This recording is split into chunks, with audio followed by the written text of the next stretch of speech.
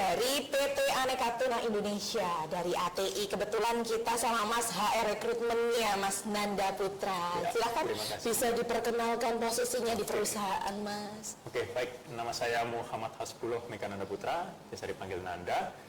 Posisi saya di PT Aneka Tuna Indonesia sebagai HR Rekrutmen. Ya. Mas Nanda kebetulan ke SMK Beji dalam rangka job fair yang ada di SMK Beji ya Mas. Ya.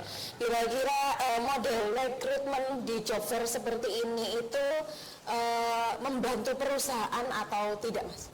Sebenarnya cukup membantu ya, karena kami selaku perusahaan itu biasanya ada cost, ada budget. Ketika kita membutuhkan posisi, ketika membuka lowongan itu kami pasti ada cost yang dikeluarkan, berapa rupiah seperti itu. Tapi dengan diberikan media job fair seperti ini, nah ini kesempatan kami istilahnya numpang untuk memberikan lowongan kerja seperti itu ya. Teman-teman pencakar seperti itu.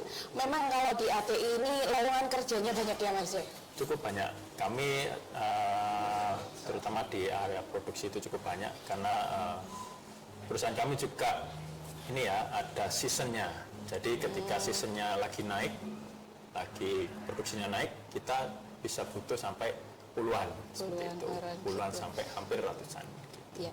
Kemudian ada nggak sih Mas tipsnya agar diterima di PT ATI yang kebetulan kan siswa-siswi dari SMK Beji sendiri pun biasanya suka cari kerjanya ke PT ATI gitu. Ya, karena mungkin dekat ya. Iya, dekat. Iya.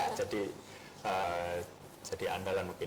Oke. Iya. Kalau tips and triknya sih dari sisi rekruter ya, kami itu memang mencarinya nggak spesial-spesial banget sebenarnya.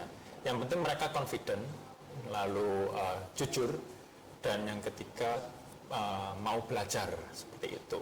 Terutama perusahaan kami ini perusahaan milik asing, yaitu milik Jepang.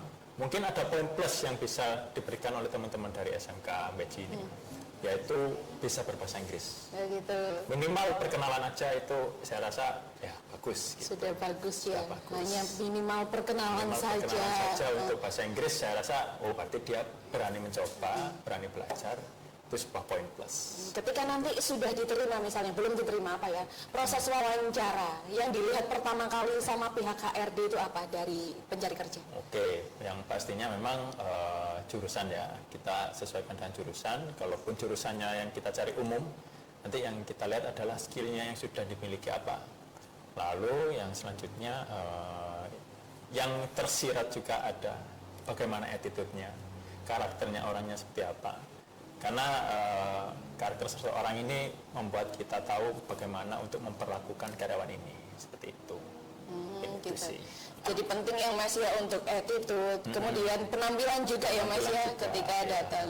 Penampilan itu menggambarkan pribadi seseorang yang mau lamar kerja ya, gimana ya? Cukup memberikan gambaran seperti mereka datang dengan bersih, dengan bangga, dengan pede itu. Yang mewawancara juga ikut nyaman gitu. Ketika mereka datang sudah gugup, sudah nggak pede, sering menunduk, jarang menjawab. Nah itu yang membuat kami agak ragu juga seperti itu. Jadi untuk teman-teman mungkin bisa lebih pede aja, lebih lepas saja, tapi tetap profesional dan sopan. Iya. Ini tipsnya langsung dari HRD-nya ATI ini ya Mas ya, harus datang dengan performa yang pede, yang rapi dan punya attitude yang bagus seperti itu ya Mas. Ada pesan lagi nggak untuk para pencari kerja terutama dari lulusan SMK Negeri 1 Beji?